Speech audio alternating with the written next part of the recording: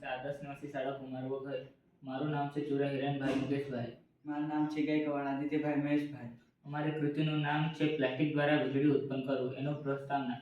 રોજિંદા જીવનમાં આપણે ઘણી રીતે પ્લાસ્ટિક કે પછી બીજી જે કોઈ જૈવ વિઘટન રીતે જેનું વિઘટન થઈને છે તેવી આપણે ઘણી રીતે ઉપયોગ કરીએ છીએ. એનો નિકાલ કરી શકીએ. તો એ હેતુથી અમે આ એક પ્રોજેક્ટ તૈયાર કર્યો. તેમાં જોઈ શકો છો આમાં પ્લાસ્ટિક મૂકેલ છે.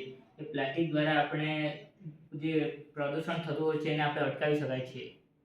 અમારો આ પ્રયોગ તૈયાર કરવાનો હેતુ છે કે આજે વિશ્વ સમક્ષ ઘણો પ્લાસ્ટિકનો ઉદ્ભવ થઈ રહ્યો છે અને એ નાશ પણ પામી શકતો નથી, જેના દ્વારા એ સળગાવીને આપણે વીજળી પણ ઉત્પન્ન કરી શકીએ છીએ.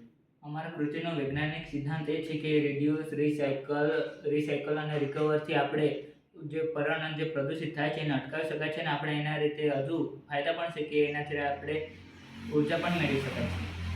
અમારા પ્રયોગમાં સાધન છે, સેન્સર છે, સર્કિટ છે ને એના દ્વારા અમે વીજળી ઉત્પન્ન કરી શકીએ છીએ પ્લાસ્ટિક સળગાવીને.